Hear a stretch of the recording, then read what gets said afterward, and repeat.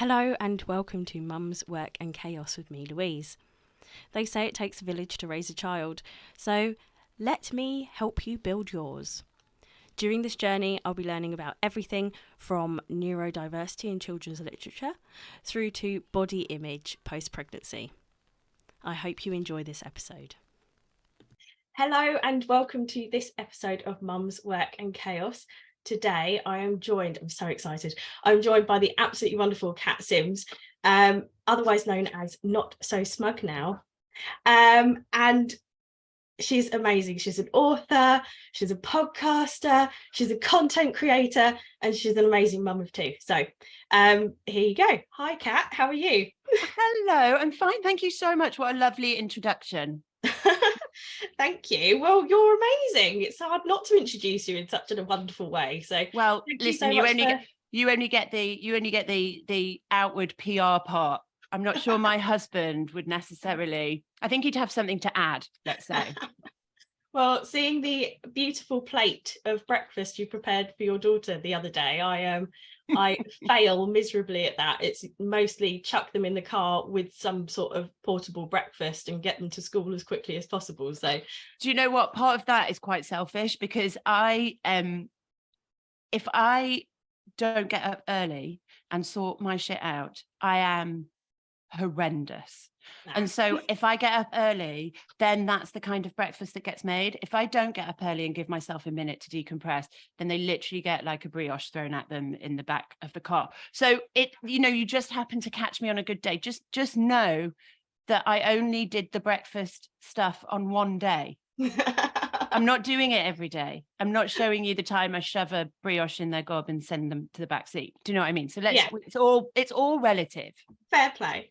No, I think that's one of the things you have to wrap yourself around when you follow content creators or anyone on social media. It's like even my friends do it. They show the best bits, but not the worst bits. You don't see every single element of someone's day, do you? So no, and I think that's really important to say, like, as much as I try to be as authentic and real and honest, it's still a construct. It's still a performance of some kind. And it's not that it's not real, it's just that it's curated in a way to fit a platform. And so, I do try and show the shitty times as well. And, when I'm struggling, I put those on too. And I do try and share those too, but also people they want to know that you're sad and that you find it hard occasionally, but they don't want to see that all the time. And so I think it's really important to say that, yes, it is authentic and true and genuine, and everything I write about is exactly how I feel, but it isn't me every day, all day. It's a different me than my husband gets and my kids get, it is the Instagram me. It's funny, isn't it? One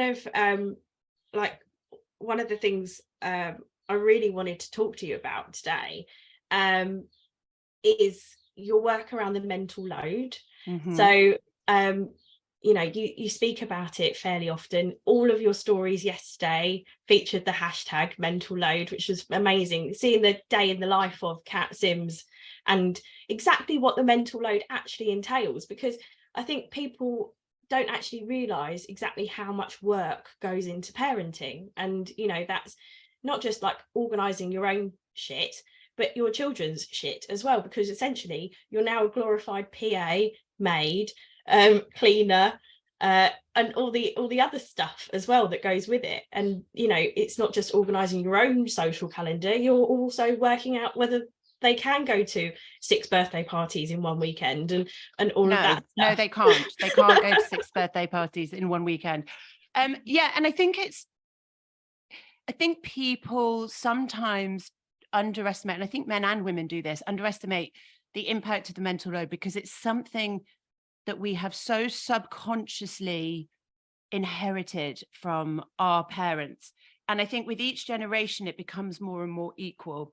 And I think that, I hope that by the time our kids are in relationships or partnerships, that this is way more normal. But I do see that our generation is really cool and super pivotal in driving that dynamic, because here's the other thing, nobody's to blame here. Like, I know a lot of people are like, roll their eyes and they go, well, even if you did it, do it wrong, or I might as well do it myself because it'll take longer for me to show him how to do it. And I'm like, I get that frustration, I really do.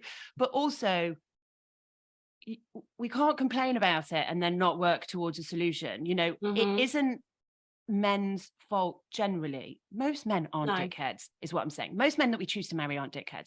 And so it's not their fault that they're not doing it. It just as we have inherited our need to do it from our mums, they have inherited their need not to do it from their dads. And I know that's quite simplistic but generally that's how it works, right? Boys look to their dads as a model, and women and girls look to their mums as a model. And so if we can start to like break that down for our kids, it'll be easier for them to share that mental load. And even just talking about it, it is a conversation that hasn't really happened very often, mostly because it is so subconscious. It's taken a while for us to figure out why, as women, we're so fucking frustrated all the time, and it's like giving it that name, the mental load, which wasn't my name. I mean, I've inherited it from wherever it comes down from. But it's just having that out there in the conversation is really important. And from my experience, if as women, we can put down our defenses and our resentments about all the work that we do and be open to maybe initially having to like guide, show, teach, then in my experience, that has been game changing. I think, like, as you said, it's not anyone's fault in particular. I think when you think about it, we were raised by, parents who, well, my mum worked. My mum was a single mum. She worked, but she did everything. She did it all. But in, her parents, her mum didn't work. Her dad, went out to work. She stayed at home. She cared for the kids. She cared for her mum. But that's just the way the roles were back then. When my grandmother got married, she was made to leave her job. It was just expected. You're married now you leave, you have a family. That's how it works. So, there was a lot of stigma as well about being a married woman and working. It wasn't something that was expected of you.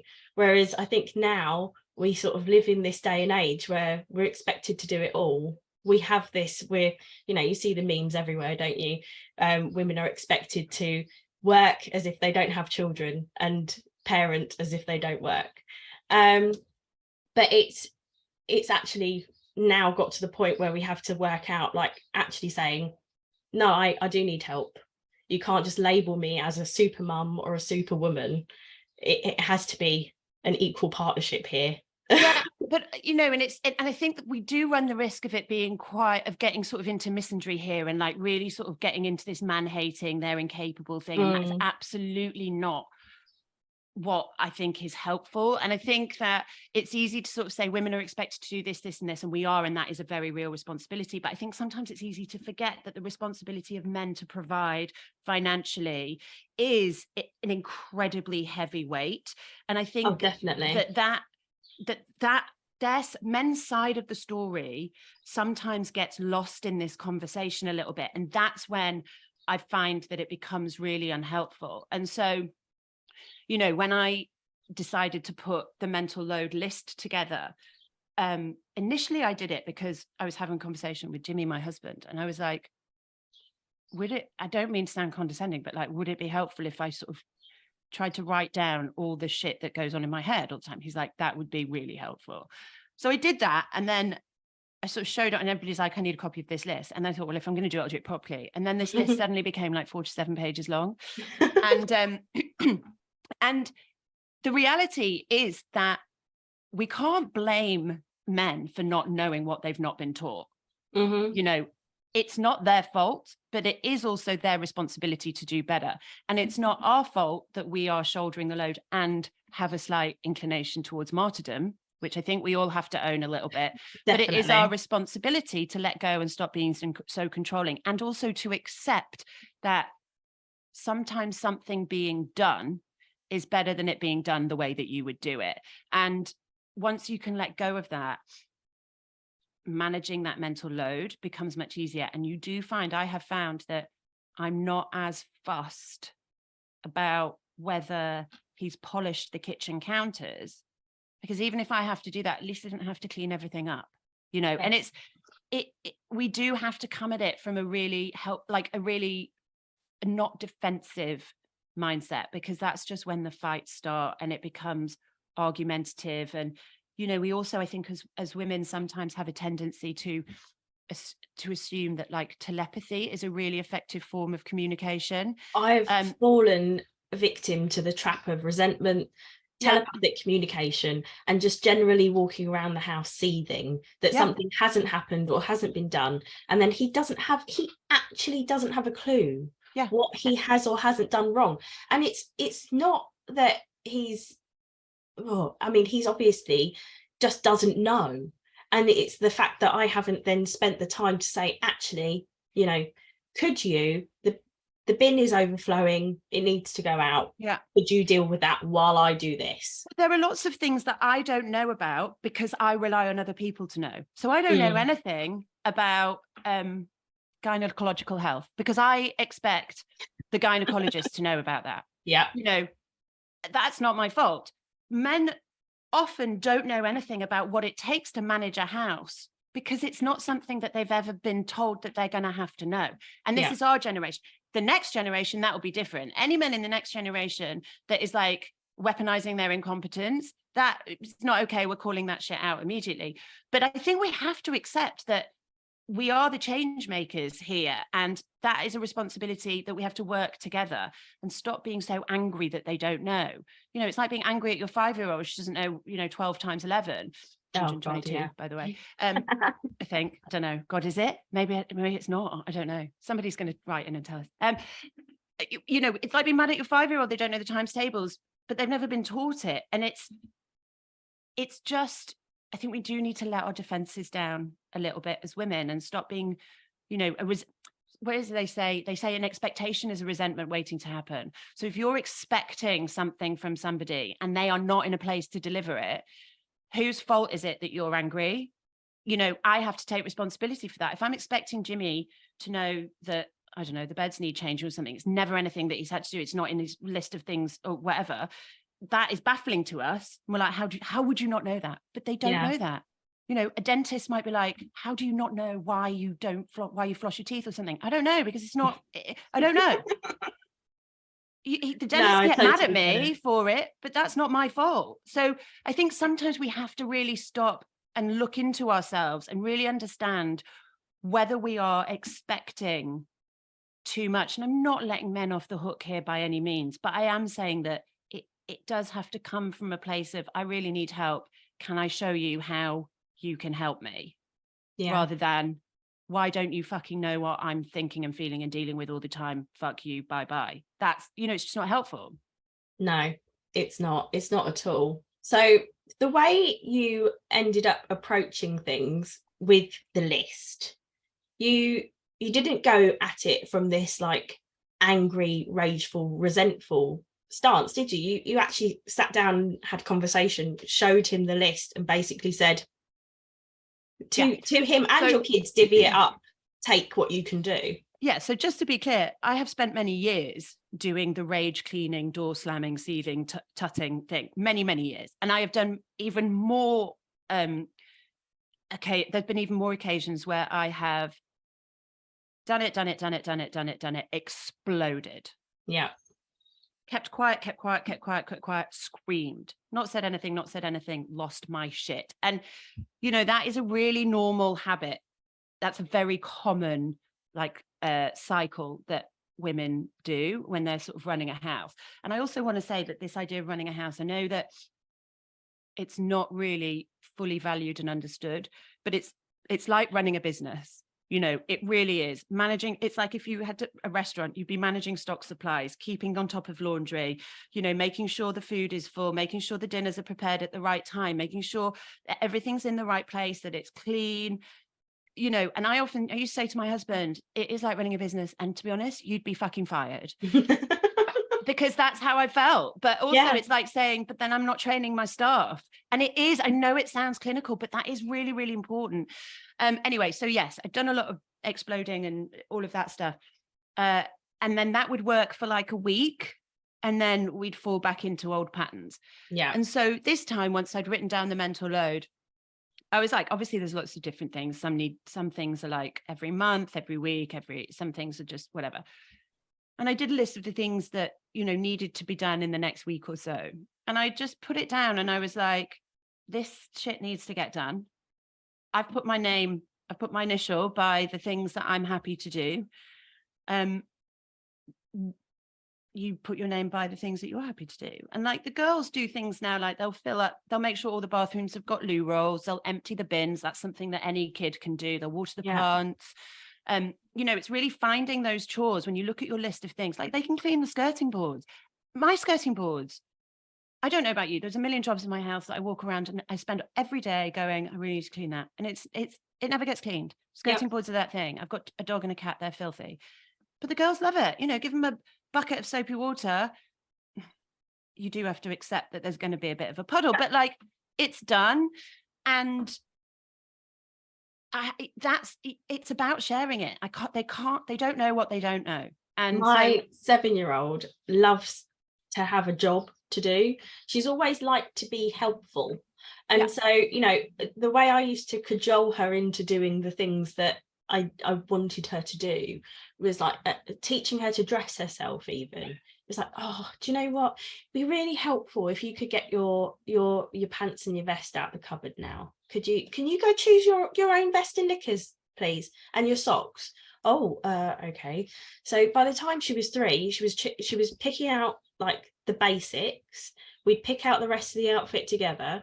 She could put the majority of stuff on, need help with socks and fiddly things, but it was to give her this sort of like independence, but also to help me, because I didn't want to have to get her, I didn't want to have all this faff when she started school.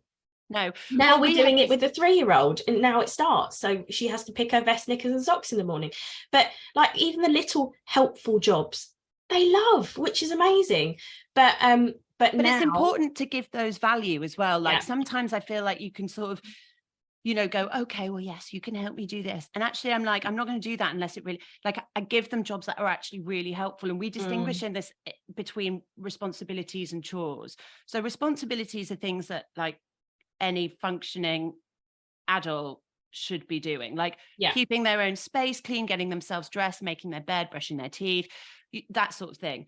So when they're like, oh, do I get pocket money for making my bed? No, that's a responsibility. That is a basic, you know, requirement for a functioning adult. You do not get paid for that. But if they want to earn money, and I'm like, why don't you go pick up the dog poo from the garden? Kids can do that. And it's really helpful to me. And I will pay them for that, because that is a chore that otherwise I would have to do. And so they can earn their 20p, whatever it is. And I think it's really important to let them know that they are actually being helpful. You know, like when they come, Bo's in this habit, she just wants to clean the windows all the time. Yeah. And we just don't need them cleaning. And I'm not going to do it. I'm not going to be like, because she just wants to play. Yeah. When I say, oh my God, the windows are so filthy during Sunday morning chore time, can you please clean them? Then she doesn't want to do it. Like that's the point. And it's really important to make them realize that these chores are actually about them investing in the house and the space that they have. And they are little, you know, I'm not saying you work them to the bone, but I am saying that all kids, once they can walk and talk, are capable of doing something. And it may mean that it takes a bit more time. But now when I say to the girls, right, loo rolls, bins, flower, plants, they know exactly what they're doing and they're off. And I think that just like husbands and just like kids, you know, we can give them a bit more credit than we do. And I think that's the thing. It's just that we can't just expect them to know when we have largely managed and dominated the running of the house. You know, if you were a waitress and suddenly the manager went, right, it's over to you for a week, you wouldn't know what to do with the restaurant. It's not your fault. So that's basically the thing. And so we sat down, we had that conversation, and now they get it, you know, they do. And for me, my love language is acts of service. It always has been. You know, a cup of tea in the morning is brilliant. If I come in and Jimmy's, I don't know, vacuumed, like that for me is like, he loves me. I totally get that. 100%. You know, I don't need gifts. I don't need anything. I mean, gifts are nice, and quality time's nice. All of those other love languages are cool. But actually, I get the warm and fuzzies when I can see and I can feel that he's kept me in mind. And that's the thing, you know. And it came through conversation, and it just came through me going, I cannot keep doing this anymore. Like, I just can't. I can't work as much as I'm working and keep the house in a way that doesn't send me batshit crazy. Because that's the other thing. The state of our space is, in my case, and I'm sure in a lot of cases, directly proportionate to my mental health state as well. Like, if my house is a shithole, my head is all over the place. And so that was important. That was an important conversation to have as well. I was like, look, I work from home. I'm at home all the time. If I have to come back from the school run and everything's a shithole and I have to tidy up before I start work, that's too much for me. It's too much. It eats into your day. It's an unavoidable thing. I get it as well. I work from home. I'm really lucky that this shed, that we converted the shed at the end of the garden into an office. So the only time I have to really go into the house is if I need a wee or a coffee or something to eat. Yeah. But the thing is, the loo's upstairs, so you have to walk all the way through the kitchen, end up tidying up the kitchen, going upstairs, having a wee, realizing the laundry basket's full, sort a load of laundry, put the laundry on, and then I'm back to the office. And it's like, whoa, okay, that was a lot. But I mean, benefits of working from home, great. Otherwise it would end up waiting to the weekend. I've got three kids who all wear copious amounts of clothes. I know, I don't understand why they do that. So frustrating. Honestly, we've got a 3-year-old and a 1-year-old. They're the youngest, and a 7-year-old. Well, the 1-year-old I get, because they're pooping, you know, that happens. Oh yeah, 9-year-old, but she also gets so mucky and then touches everyone, and so next thing you know, you've got yogurt down the shirt you've only worn once. But again, I think you make a really interesting point, because it is, at some point you can walk through the kitchen and go if you wanted to. Your space, your shed over there is your space, right? I have an office as well. I'm not in it because it's full of big boxes. Yes, furniture. I saw the story. So this is the other thing I had to learn. I can choose to walk through that kitchen and go to loo and come back and leave it, because if the laundry is not done and the thing's not clean, it's not my entire responsibility. Yeah. So if somebody comes home and is like, the house is a mess, it's like, okay, well, I've been at work all day. I've been working all day, you know, and that was really hard for me. So as long as the space that I was working in was clean, I had to compromise. I had to go, okay, I understand that the house is it's not possible to keep the house spotless all the time. And so there are going to be times when I decide that it's okay to leave it and go and work, or go out, just leave it, just shut the door on it, whatever it is. I had to make that okay, because it's just not possible. And that expectation was unreasonable, that the house was spotless all the time. I've got 2 kids, a dog, a cat, a husband, you know, it's just not possible. And so again, it was like, yes, I wanted him to step up, but I also had to step back a bit and step down a bit and lower my expectations, because as Jimmy always says, it's like, do you want to be right or do you want to be happy? And it's like, do you want the house to be spotless or do you want to be happy? And at the end of the day, I just want to be happy. Yeah. And a little bit of mess isn't the worst thing in the world. And I can decide that. I can decide how I feel about that mess. And I can lean into that pause, that initial like, oh, I can't stand it. I can take a breath and I can lean into that pause and go, what's the worst thing that's going to happen if I don't do it now? Yeah. Like, just let it go. Like, let's learn from our husbands in that ability to ignore it. like we can teach them, but they can teach us. Let's learn how to ignore it actually for a bit, because it doesn't always need to be done. Yeah. And I think that's really important too. I think sometimes we are guilty of putting too much pressure on ourselves, you know, of feeling like we're being judged. And that is fair enough. You know, we are, as women, we are constantly judged for, like you say, how well we are as house managers, how well we are as boardroom members, how well we do in the gym, and, you know, all the rest of it. And it is our responsibility to decide how much we want to play into that, and to decide how much it matters, and actually how much we want to protect ourselves. Because I think a lot of what we're doing, and I know that I'm responsible, I'm part of the problem in this, social media is part of the problem, is that it's made us all so closely connected that sometimes we forget that we can just make a decision for ourselves on the basis of our own family, our own house, our own mental health. We don't always have to look for advice. We don't always have to look for somebody to inspire us. Sometimes we can just be like, do you know what? I'm just going to make a decision that feels right for me, not because Johnny, what's his chops, has given me 5 ways to save your marriage, but in the mental load. You know, it's like, let's just make a decision for ourselves. Sometimes it's all right for the woman, you know, if the female or that person, whoever's responsible for managing the mental load generally, is all right with it, that's not a problem. Yeah. You know, it doesn't, for me, it doesn't work because I can't do everything and I'm busy, and for working mums, whatever, you know. But actually, there may be women out there who are like, look, my job is at home. I love being a stay-at-home mum. This is what I do. I'm very happy to do it, and I don't feel resentful. Brilliant. Yeah. Absolutely brilliant. This list is for those couples that are struggling to communicate and to illustrate exactly what is going on for each of them in that house. And so, you know, there are no right or wrong things. It's I suppose essentially it comes down to being able to communicate properly what you need, without losing your shit. And is the list is still available, isn't it? You know what, the list is still available. I have to say, if I'd have known how popular that list was, I would have literally written it 15 years ago and then just gone back to bed. It's available on notsosmugnow.com. It's £8. You get the fancy PDF that's all designed beautifully, and then you also get an editable version as well. For those of you who, I mean, it goes into your junk mail, the editable version. It's a link, so you have to do it that way. But if you don't get it, you can always email me and I ping it over quite quickly. But yeah, it's there. And in fact, it's been so popular that we're currently pitching the book, which is really exciting. And the book is kind of, I mean, sorry if you can hear my dog going nuts. No.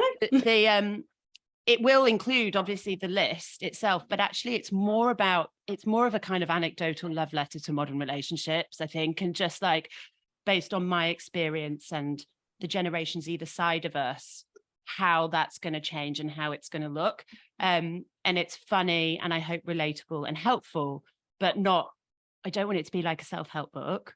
But anyway, so we're pitching that. I don't know if I'm literally about to finish the synopsis this week, so hopefully we'll get some ideas. But yes, the mental load list is still available on notsosmugnow.com. Brilliant.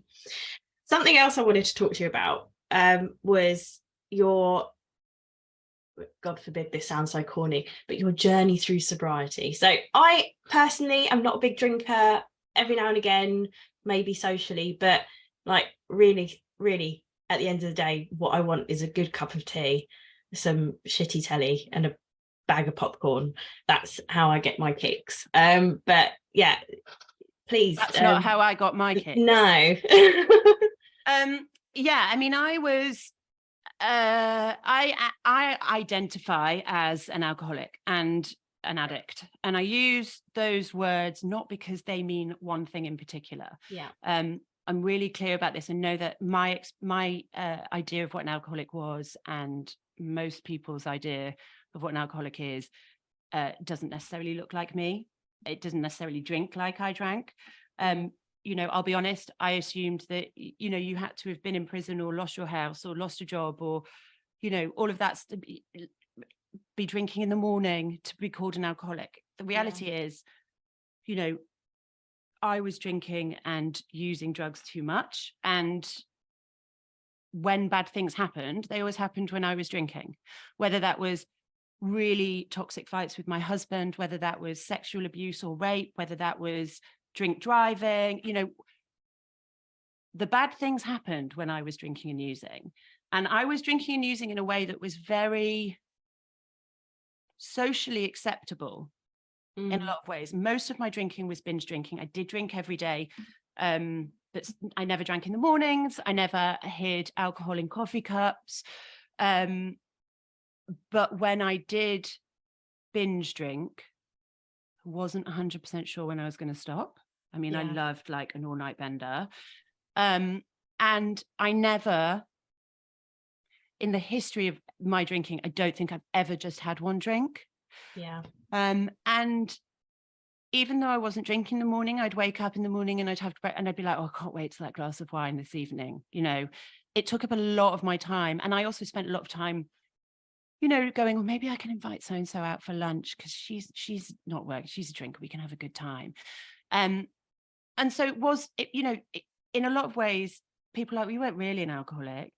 I think it doesn't actually matter. Do you know what? If I start to say to myself, oh, actually, you're not really an alcoholic, you're a grey area drinker, then my addict is going, well, if you're not an alcoholic, then you can drink. For me, I need to know, and I need to tell myself and remind myself every day that I am an addict and an alcoholic. And when I drink, I don't drink safely. And so maybe I could moderate. Maybe I could. I just don't have the energy. No. One of the joys of sobriety is not having to think about alcohol at all in any way, shape or form. And so to moderate would just put it so much at the top of my agenda again that I'm just not interested. So, and also I'm 18 months sober this week, actually. Congratulations. And, thanks. Get my chip today. Yay. And I have never met anybody who gave up drinking and went, well, I gave up drinking and my life went to shit. Yeah. Nobody. I've never heard anybody say that. I have heard people say I gave up drinking and then I started again and it went to shit. I've heard people say I can't give up drinking, my life is shit. But I've never heard anybody say since I gave up drinking, my life was shit in the history of anything. And so for me, that's, now I've got space enough from drinking and using to be able to go, why on earth would I? Why would I? It adds nothing to my life. It took me a while to realize that, because I thought at first giving up booze was like taking everything away. I thought it would take all my friends away, all my fun away, all my joy away. But actually, it didn't. There were some friends that I definitely don't see as much, because it turns out that the majority of our drinking was about, a majority of our relationship was about drinking. Yeah. But mostly, most of my friends are really supportive. And actually most of them, as it turns out, most of them probably drank a lot with me because I was drinking a lot. And so now, you know, I'll go out for lunch with a girlfriend who I normally would have got absolutely shit-faced with. And I'll be like, oh, I'll have a Virgin Mary. She's like, yeah, I will too. I'm like, no, you know, you can drink. Like, it's fine. She's like, actually, I don't really want to. And I thought, God, they probably drank a lot because I was drinking a lot, you know? Yeah. And that for me is just, now I just think I can't imagine my life with alcohol. It must be, it's such a you know, I think that's one of the other things. Like, I used to go down the pub with my friends when I was, you know, in my early 20s and stuff. We'd meet on a Monday, we'd go to the pub, that's what we did.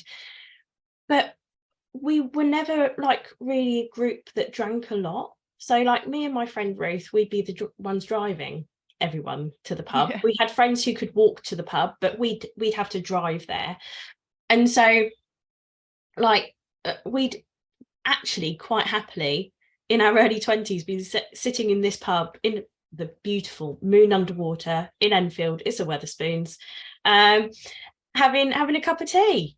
And we'd, you know, go to be social, but we'd be the ones taxiing. And we quite liked the idea of taxiing because it meant we didn't have to really drink. And when I was at uni, I drank a lot. I had friends who drank a lot, and I really didn't like the way I felt afterwards. Like, you know, uni was so cheap. This was like 2005, 6. You could go out with a tenner, you could get completely ratted and still have money for a burger on the way home. It was stupid, especially student union prices were just ridiculous.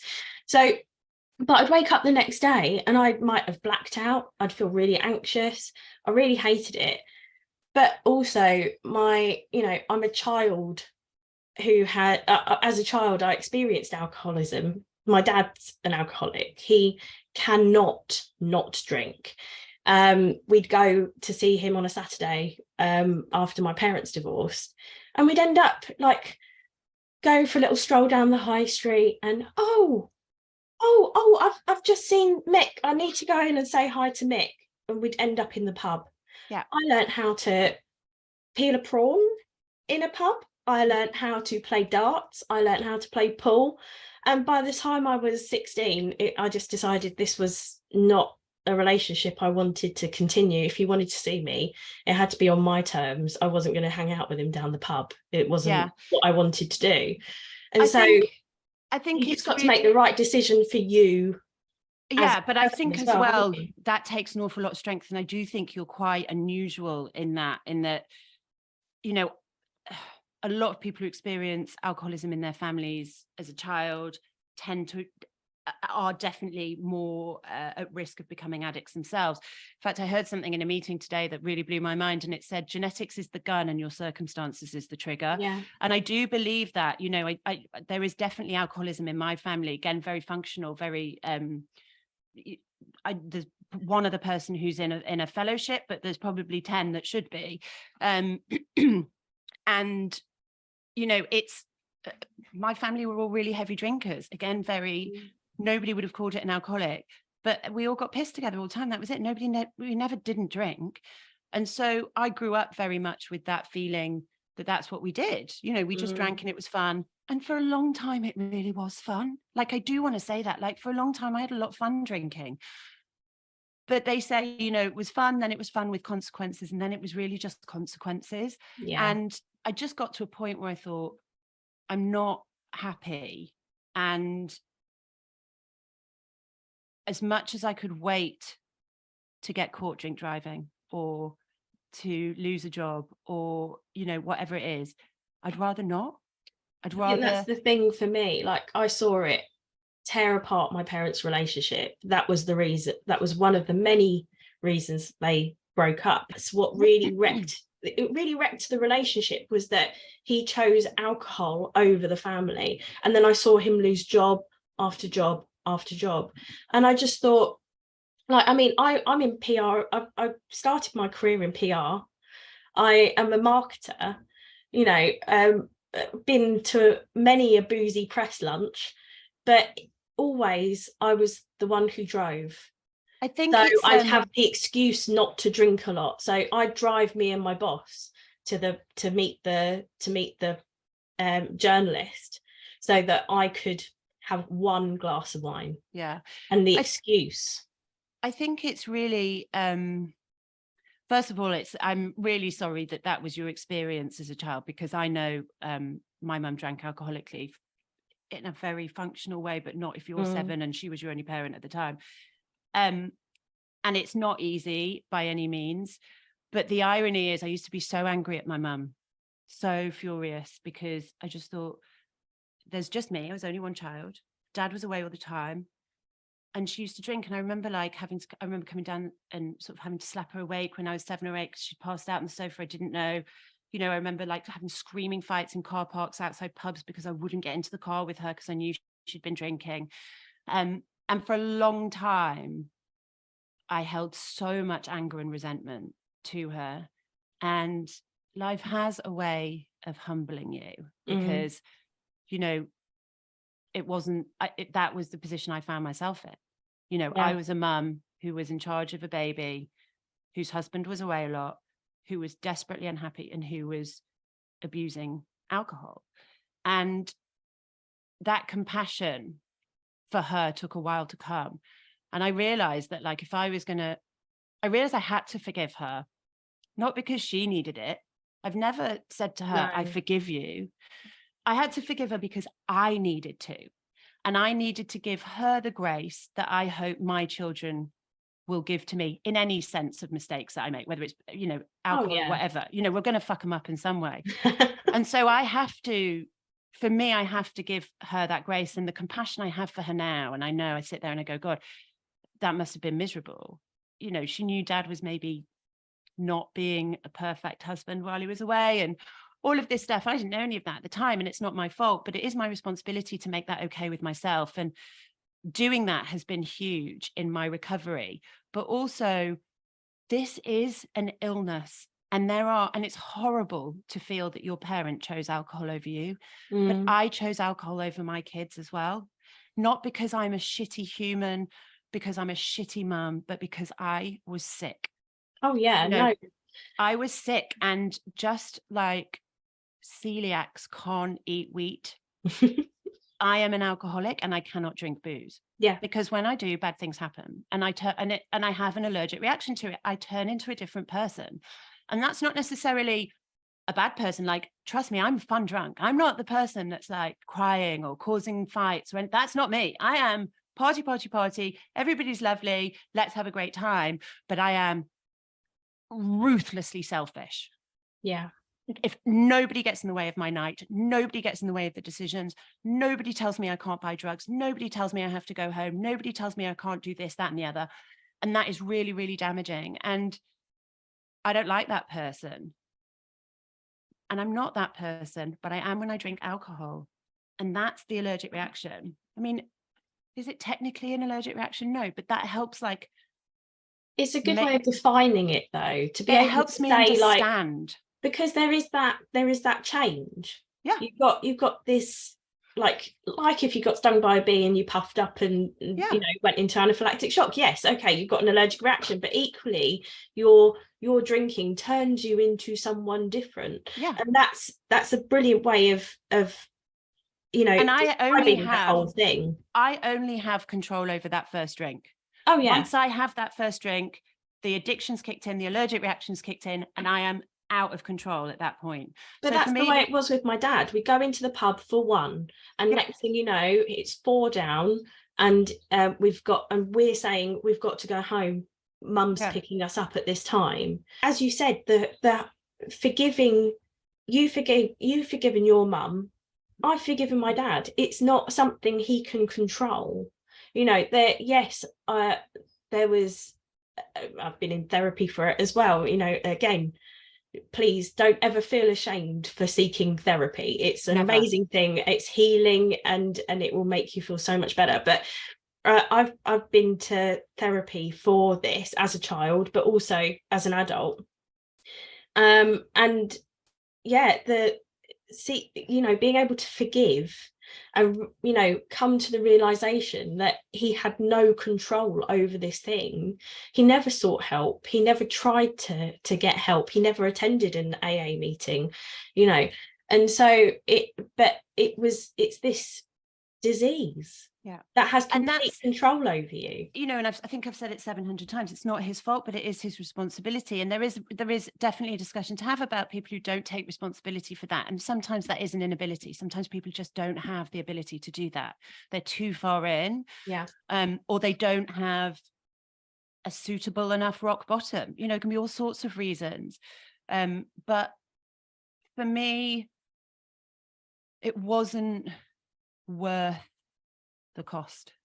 When alcohol starts to cost you more than money, that's a problem. And so for me, I was like, I'm done. Like, I have to be done. And I honestly cannot imagine, if you'd have asked me 18 months ago, if I'd be 18 months sober and fucking meditating in the morning, doing a grat list every day, willingly calling people on the phone, not texting, but like willingly calling people on the phone that I've never met in real life, just to say I'm struggling or to say, how are you? I would have laughed in your face. And yet, it's the best thing that I've ever done. I'm so happy and pleased for you that you're going to get your chip today. It's so exciting. Congratulations. What do you one of the other things I really wanted to ask you about was like how you cope when Jimmy is away, because he's away a lot, he tours a lot with some amazing people. He was just on tour with George Ezra, wasn't he? Yeah, he's going back out in June. So when he goes in June, how long will he be away? 2 months. Wow. June and July. I mean, my husband travels every now and again for work. He was meant to be in Vancouver this week, and quite honestly, the whole idea of dealing with the 3 of them on my own, I mean, we get into a really good routine, don't get me wrong. I pick out their clothes the night before. I'm not sitting there watching telly with him in the evening, so that gives me a whole bunch of extra time to like sort my shit out for the next day, like prep for breakfast, prep for getting them out the house. In fact, usually we actually have time for breakfast when he's not here. But I mean, like, we get into this, we fall into a different routine. Yeah. But now my 3-year-old is very aware when he's not there, and my 7-year-old doesn't like it when he goes. Do you find the girls are more accepting because he travels a lot, or do they also get to that point where they become little shits because he's not there? So they definitely are more emotionally attached to his coming and going than they have. But the older they get, the more that that's a thing for them. You know, they will cry when he leaves, but they're also fine 3 minutes later. Like, but it is real for them, but they are used to it to a certain extent. In terms of how I cope, I mean, I think it's always been like this. Ever since I've been with Jimmy, he's been a touring musician. And so before and after kids, he's always been away. I didn't used to cope with it well at all, obviously. And I ended up drinking and doing a lot of drugs. That doesn't work, by the way. I tried that for you. I took one for the team. Doesn't work. But you're right. It's very similar to you. You know, the week before he goes is always pretty hellish because everybody's a bit on edge. And then the week after he comes back is also shitty because he's like in this, I've just been on my own doing what I like for 2 months. And I'm at home going, well, we've got this sorted. Can you fuck off, please? But once he's gone, it's actually all right. It's definitely exhausting and tiring. And the thing that I find slips, which is a problem for me, is like my exercise. It's like my exercise gym or dog walking or those moments that I can take. That's the thing that has to be sacrificed because everything else still needs to happen. And I do get to a point where that takes its toll. But actually, you know, it used to be a real PTSD trigger for me because, of course, that first year of Billy's life was so hard. And Jimmy was around for the first month and then gone for 8 months. And that was like, I was in severe postnatal depression, active addiction, very functioning, but active addiction, and had no family around me and suicidal ideation. Like it was the worst year of my life. And so for a long time, Jimmy leaving would be such a trigger. In fact, even if he was out for the day, I did not want to be on my own in the house with my children. Like, not because I didn't love them, but because I would I'd have panic attacks. I couldn't bear it. So a lot of therapy and obviously not drinking, all of that stuff has made it much more bearable. So it's exhausting and it's tiring, but also it's easier in a lot of ways. You know, it's my way or the highway. I don't have to bend or compromise or fit in another adult. When I have to be more organized. So generally I'm more organized and life's easier. And, you know, and I've got used to asking for help now. You know, I am definitely the mum at the school gates when Jimmy's away that asks people to pick up her kids more often than anybody else. And I could be really worried about that. Or I could go, well, actually, I don't have a second partner at the moment. And that's just the way it is. Sometimes I just need them to be picked up by somebody else.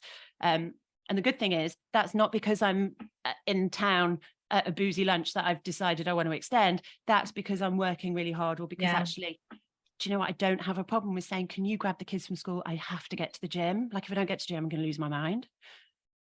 I rely on people to tell me they can't do it and no, if they don't want to. And I'm very clear about that. But I also don't feel bad about asking people to help me out so that I can look after myself in a way that I know is necessary. And I think I think some people find that quite entitled or obnoxious. I don't think that at all. But for me, it's essential. There's something I asked Kelly Taylor about Kids in the Commute on our last podcast was what the village meant to her.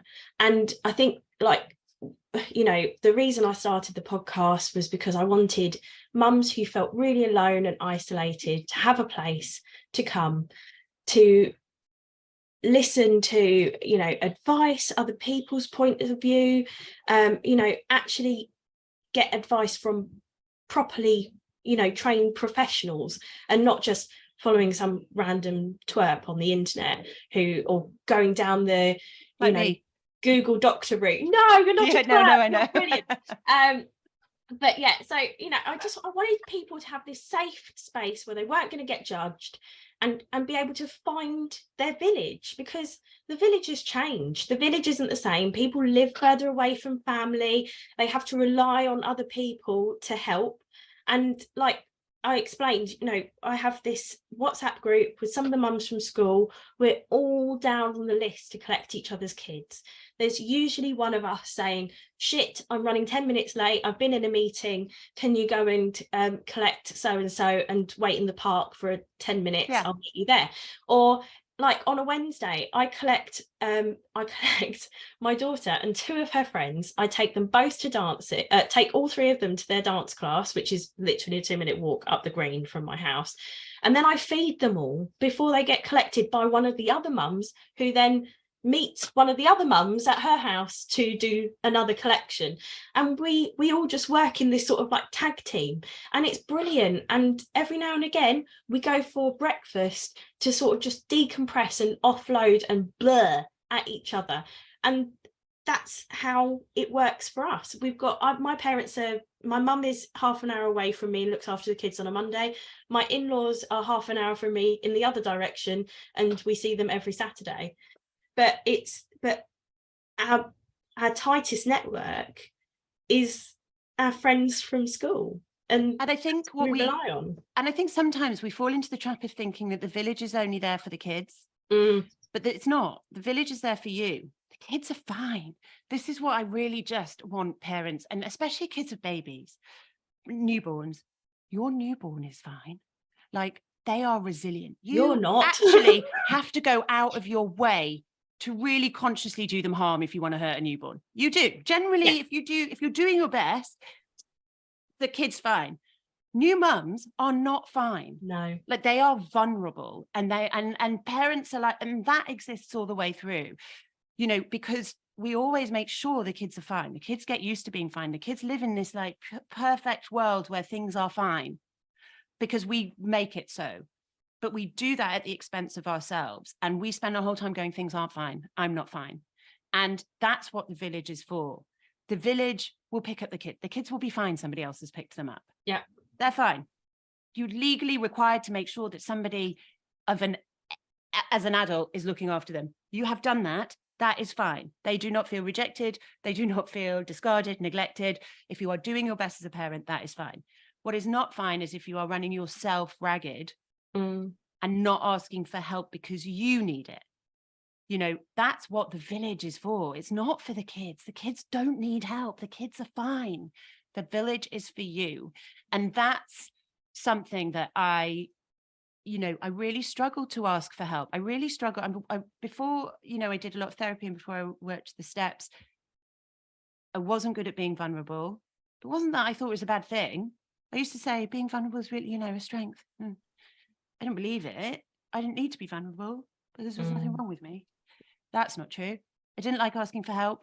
I'd been grown up as an only child, went to boarding school from a very early age. I was like, I am on my own. I'm fiercely independent. If I have to sort anything out, I have to do it myself. That was 100% how I lived. And I used to say, I don't like asking for help because actually I just rather do it. I don't play well with others. That is still true to a certain extent. In a business sense, I'm not good at playing well with others. I very much need to work on my own. But in a social and community sense, I don't like it. I want people around me. Yeah. And we are social creatures. We are supposed to we're supposed to exist in groups, and that can look however you want it to look. You don't have to be with people all the time. That's my worst nightmare. But you do need to have people that you can call, and you can call without judgment and without explanation, actually, as well. Oh, 100%. Sometimes you can just say, I need you to get the girls. And somebody go, okay, no problem. That's fine.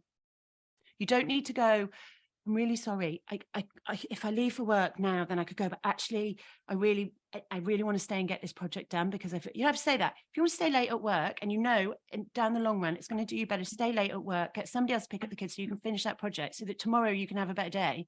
You can do that. Yeah. I think that's the best thing about the village that I'm part of, is that we don't judge. You know, like sometimes some of us can make it for breakfast and the others can't. Fine. You know, you're having a shitty day. Get the stuff you need to get done, and we'll see you next time. You know, if you want to talk about it, we're here. Like, send a really random voice note at 9 p.m. at night. We'll find time to listen to it, and we'll give you the help that you need. You know, it's just like finding these mums in the playground was such a godsend for me. And I mean, also as well, I remember the best thing when I first met a girlfriend of mine who's now one of my best friends. It was like early days of being friends, you know, they're like sort of dating each other. And she called me and she said, she's a mum as well. And she said, listen, don't worry about calling me back. This is a voice note she left. Don't worry about calling me back. The last thing I want to be is another thing on your to-do list. Just whenever. I love you. I'll speak to you soon. And I was like, that's the friend that I need. Anybody who is mad at me because I haven't replied to a WhatsApp message, I'm sorry, I just don't have time. Like, I don't have time. I'm not interested. I love you and I understand that you feel mad about it, but it's not my responsibility to make you feel better. If it's that important, come and talk to me, call me again, send me another message, whatever. If I haven't replied, it's not because I'm being a dick. It's because I've got other shit going on. So just, you know, everybody needs to fucking chill. And I think that's important. Like, it took me until I was 40 to have the confidence to be like, this is my boundary. And I know I'm a good person because I know that even if I fuck up, I've done everything with good intentions. Doesn't mean it always works out, but I've always done everything with good intentions. And if people don't want to see that or can't believe it, I appreciate that and respect it. But I am confident in that I know that I have done everything as well as I can. And if I do fuck up, I now know that I can just go, I'm really sorry. Again, no excuses, no buts, no whatever. I'm really sorry I messed up. That must have made you feel like shit. It's my bad. I'll do better. That's it. It's such a, it's a hard place to get to, but once you're there, being able to take the responsibility for your actions is so freeing. Oh God, and being able to say, I would have thrown anybody under the bus. When I was still in active addiction before I worked the steps, and this is really a lot of what the 12 steps are about. When people think about not drinking, so you can't even start the steps till you've stopped drinking. So it's not about that. Yeah. It's about how and why you drink and how you operate in the world and why that means that you've always needed this crutch or you need something to hide with or whatever. And the central tenet of it is recognizing your part in everything. And that's not, and this is a crucial bit. It's not about blame. It's not about guilt. It's not about going, you fucked up there, this is your fault. It's about going, how can I learn and change and do something differently next time? So taking responsibility for your part in it may mean that you might need to apologize, but it also might mean that you just need to think about it yourself and take that on board. You know, and I sort of hesitate as to whether to go into this, but it's like when I was drinking, one of the things you have to do in step 4 is write an inventory of all the things that, the terrible things you did or the terrible things that other people have done to you that you've got some sort of resentment with, like literally from as early as you can remember. And when I was drinking not a lot of the time, twice, 2 occasions where I was sexually attacked in various different ways in blackout. And of course, that is not anything that I ever have to make amends for.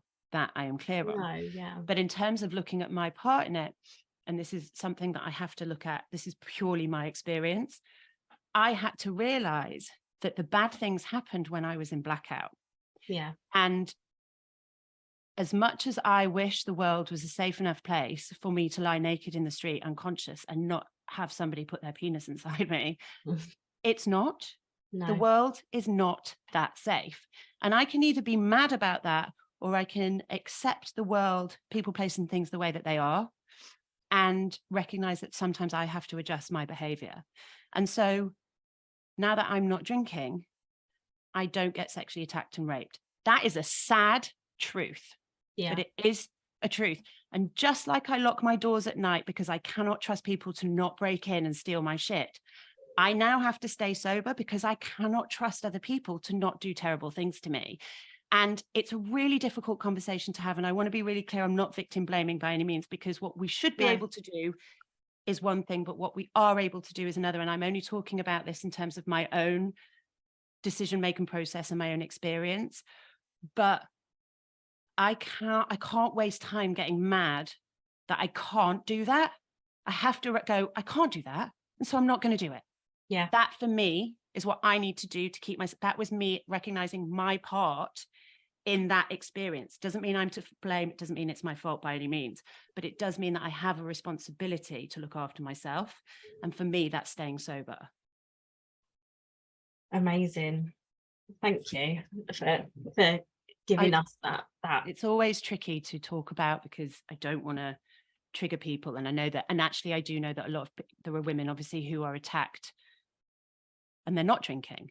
Yeah. They're not drunk and they have absolutely no that is a different conversation to have. That's not what I'm talking about at all. And I don't want anybody who's been attacked in that way to feel like I'm saying you need to take responsibility. That's not the case.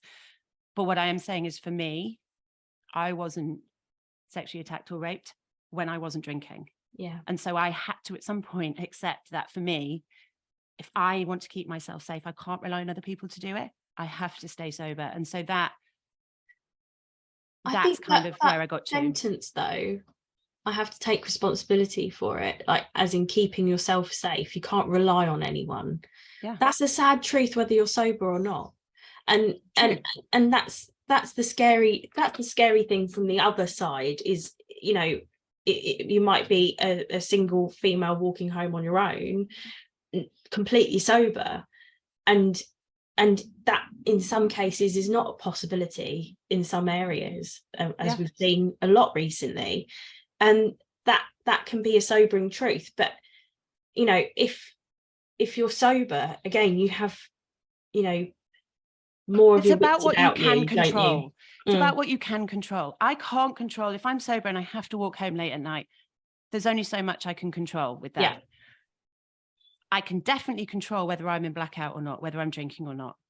I can control that. And so I know I have a responsibility to control that. Yeah. And so to myself.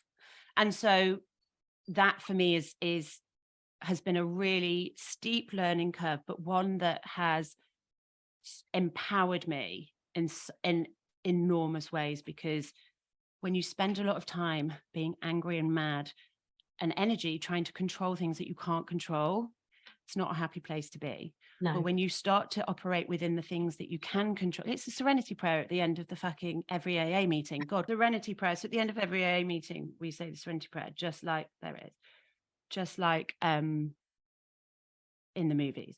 Yes. And it really is beautiful. God, grant me the serenity to accept the things I cannot change, the courage to change the things I can, and the wisdom to know the difference. And that's what it is. And I think so many of us spend so much time being mad that other people won't change and that other people aren't changing, or that other people are saying something that they don't like. And it's like, just focus on the things that you can change. What should be is great, but completely arbitrary. You can't do anything about it. So, put your energy where you can. And I think we start to work on things on a scale that's too big. Sometimes I think we start to look at why we need to get onto Instagram to tell everybody they need to feel a certain way, when actually, do you know what, you might do more good if you just talk to the people that you know and love about that, and then they might talk to the people that they know and love about that, and that's probably more effective. We're not all change makers, we're not all people that can inspire and convince and all the rest of it. Sometimes we just forget the power of our own community right around us, and that's our responsibility, to curate a community and a life around us that we love and feel safe in. Yeah. No, definitely. You've got to be able to identify the people that are around you for certain reasons, and unfortunately, in some respects you might have to cull some people that aren't doing you good, and that's just setting a boundary. That's just making sure that you're in a healthy space and place, and if that person isn't contributing to that, then again, it's your responsibility to don't have to be a dick curate about that. it. Yeah, you don't have to put an announcement in the paper saying I am no longer friends with this person. No. You just do it. You just make different choices, and the right people end up around you. But it is that having that confidence to know that you don't need everybody to be your friend. You don't need everybody to like you. You certainly don't need everybody to think the way that you think. And it's okay for other people to offend you. It's okay for other people to have different views. it's up to you what you do with that. And when people offend me on social media, or when they're rude or horrible, and this has taken practice, but I just have learned that that's okay. Yeah. It's okay that they're not nice people. It's okay that they have horrible things to say. It's not about me. I don't need to change their mind. It's not my responsibility. I'm glad they got it off their chest. And now let's move on. It's people who think that it's their responsibility to make other people think a certain way. I get it. But it's only going to burn you out. It's about promotion. No, it's about, I don't know what it's about. It's about doing it rather than promoting it, right? Just live, act, model it. Yeah. And then people are attraction, not promotion. That's what it is. I really like that. Something else I wanted to talk to you about was confidence in general. You come across as a very confident, quite self-assured person, but do you find, mate, now that you're 18 months into sobriety, that your confidence, you're actually more confident, that something's changed? 100%. I always thought I was super confident. I always thought I was really confident, and I'd go out and have a really good time and I'd get on with people, and I suppose I was confident, but I was confident when I was drinking. When I first became sober, going out socially was really difficult, was really, really hard. And I just couldn't do it. And I suppose 3 to 6 months, about 6 months, I was like, okay, I get it. And I had to keep forcing myself to do it, because otherwise I would have just not bothered. And now I love it. Now I love going out without drinking. But in terms of overall, I mean, I think age essentially is really what it's all about. You get to a certain point.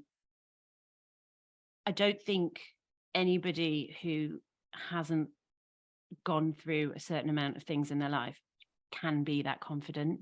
Yeah. And I think that we can try and we can have belief in ourselves, but I think real confidence has to come from experience. And I'm not saying, I mean, I'm 41, I'm hardly, but I think there was a moment when I hit 40 where I just thought, okay, no, actually, I'm like, I've got some shit that I know now.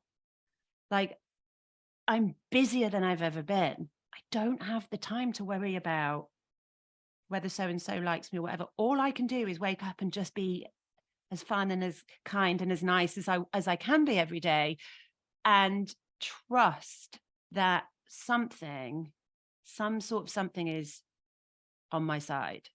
And I think that's the other thing. It's like, it wasn't just about me. I had to sort of put my ego down and go, and that really helped with your confidence, because I was like, well, it's not just about me. Like, actually, nobody's really looking, nobody really cares. It is what it is. Just get on and do your best. And I think leaning into that and realizing that the universe in some ways pays you back for that just keeps you on that confidence track. You're like, okay, well, I've got to be doing something right, but I think it's age, and I think it's, being able to, and I think success to a certain extent as well, and I don't mean that in a like I'm super successful way, but I mean that in I struggled for a really long time to find my place. Yeah. I was always a creative, but that wasn't really given any space for me as a kid. If you'd have asked me what I wanted to do, I always wanted to write. I was a writer all my life, but it never occurred to me that that would be something I could legitimately work towards as a job. And so I did all sorts of things. I mean, I did everything. I'm ADHD, so I did like fashion buyer, ski instructor, teacher, English teacher, high school, tour manager, charity manager, event, I did everything. And I just never really found my niche, and that really affected my confidence for the longest time. And I think we're all great at looking confident, but now I would say I truly am confident because I'm comfortable with where I am and what I'm doing.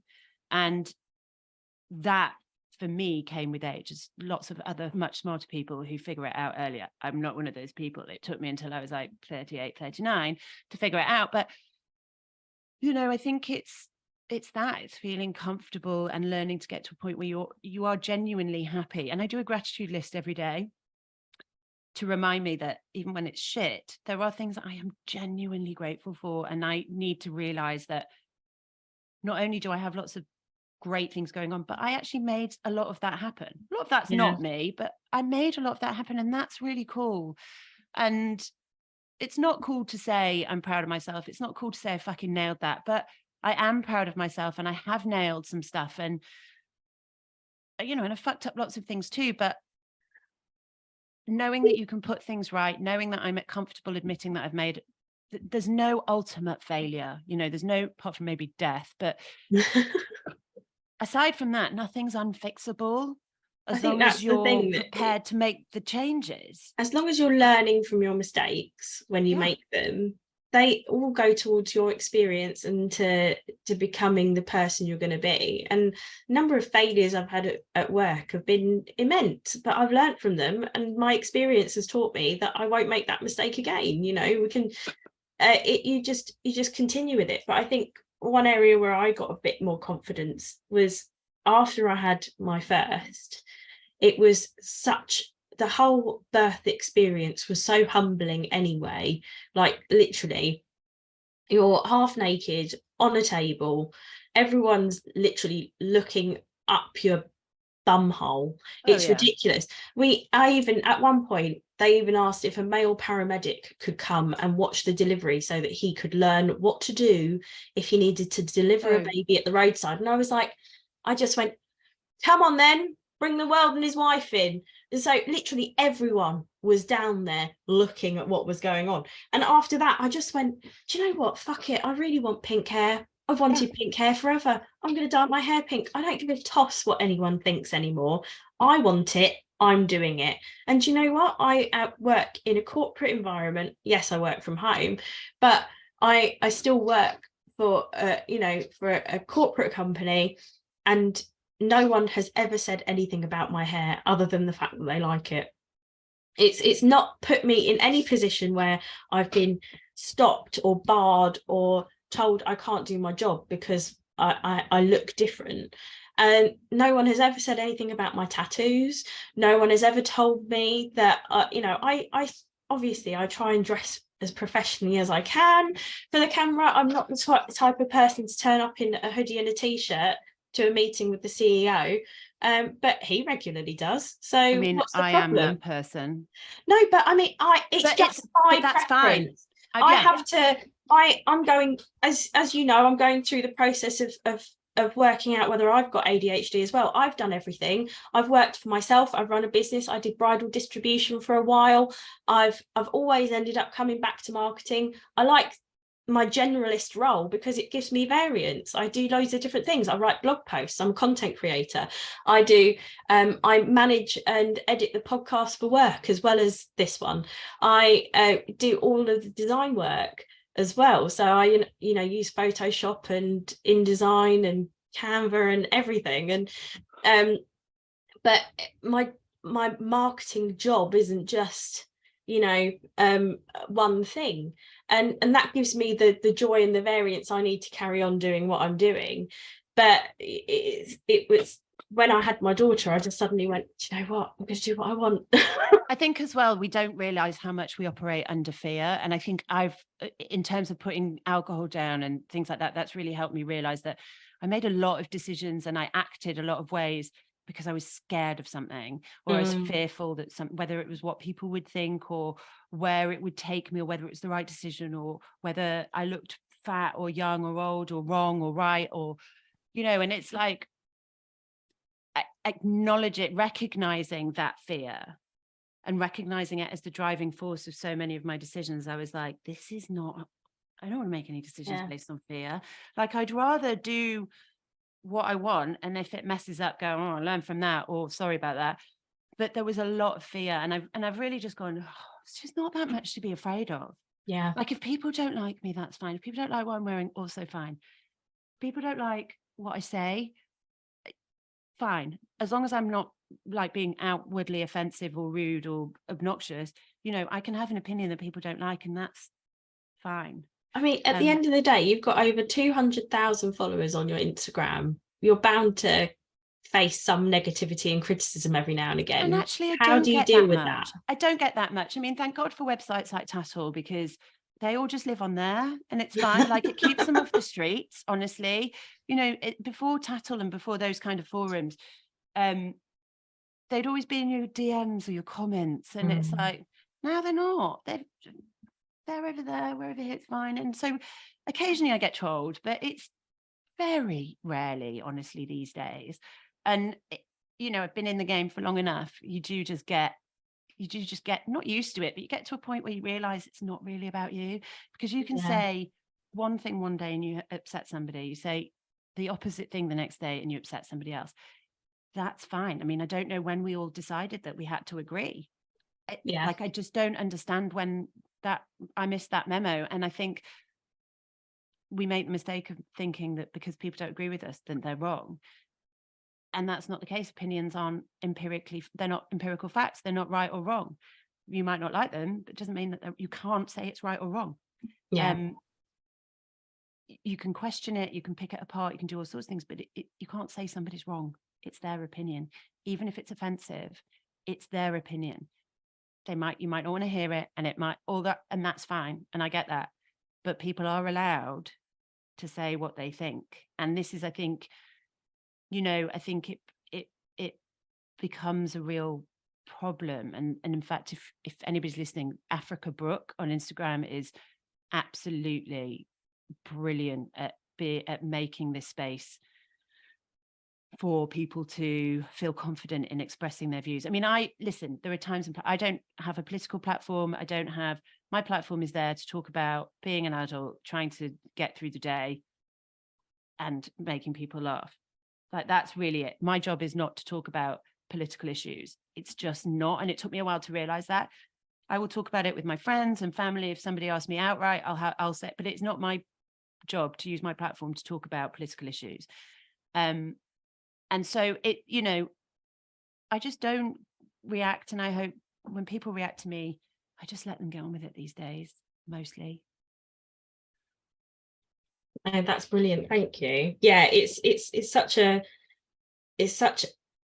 weird thing to get your head around, like, even just like facing criticism from work, and even if it's constructive, sometimes I find that really difficult. Like, I definitely have some sort of RSD, rejection sensitivity, that comes with it. And so sometimes, you know, when I'm even facing, like, can you just change the font on the title of this thing for me, sometimes I'm like, oh my god, I did it wrong, oh my god, I'm such an idiot, what the hell have I done? But I have to sit there and be like, it's not personal, they just really don't like the font on that title, and the brand guidelines dictate that you've got 3 fonts to choose from. It's fine. And by the way, you wrote the fucking brand guidelines in the first place. So get over it. Like, you know, it's one of those things. It's just making sure you take that step back, you take that deep breath, and you realize that it's nothing to do with you. It's, you know, in my case, it might be that it's just how they want the business represented. In your case, it's, you know, that person has an issue that is nothing to do with you. They're just trying to release some angst and get it off their chest. mean, I think there's definitely something in the fact that I chose to work in the way that I work. I'm not great with that kind of, it's not criticism, but feedback. Like, I'm like you, I will go, oh my God, everything's shit. And so I think in some way I've taken myself out of that. I don't have a boss.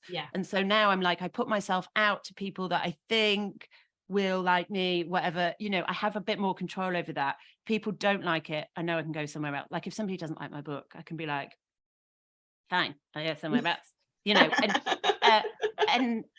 And so I think that there's definitely part of me that has willingly stepped out of that, because it's not something that I'm good at. And there are lots of things I'm not good at. I'm not good at working with people in a business capacity. I have to run my own business. I'm way too controlling on that, and that's something I can get very defensive. I really try not to, but I can get very defensive. It's really hard to check myself on that as well. And my instinct is to lie. Like, I can be, when I was in addiction, I would lie, and little lies, not big lies, but I would be like, oh, I'm really sorry I'm late.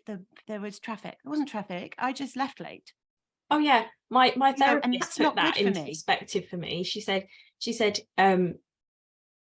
one thing she said to me was, your ADHD, it's your ADHD that makes you a liar. And I was like, what do you mean? And she was like, you know, you might you might be in hyperfocus and lose track of time, and then you're running out the door, like you've got your makeup bag in one hand, your keys in the other, you're running out the door, you haven't even done your face yet. No, And no, you're no. saying, oh no, Your I got therapist stuck in is wrong. traffic. Your ADHD doesn't make you a liar. Your ADHD makes you late. You I'm the liar. lying about it makes you lie. And that's the thing. It's like I was like, I'm not a liar, I'm really honest. But actually I was a liar. Like I'd say I was running late because of this, or, you know, can you step in for me because I've got this, I'm not feeling well.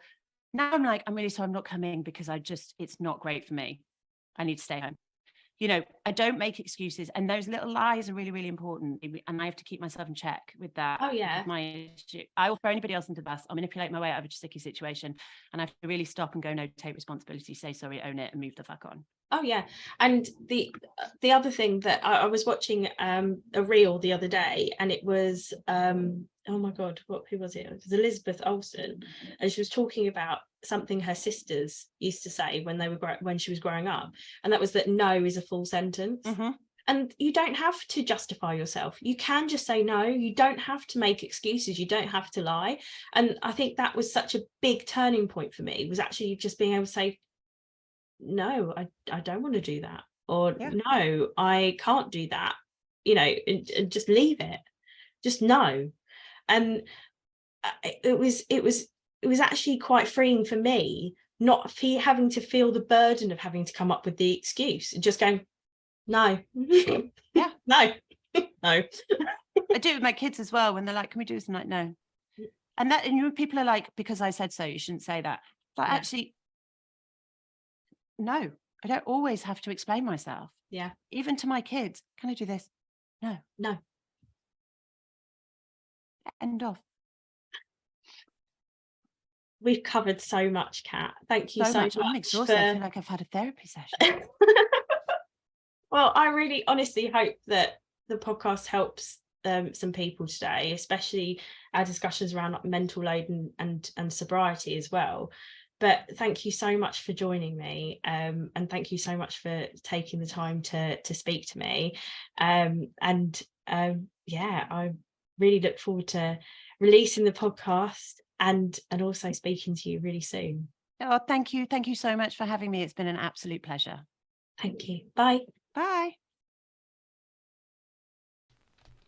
If you enjoyed this episode of Mum's Work and Chaos, please make sure to subscribe on whatever podcasting channel you're listening on at the moment.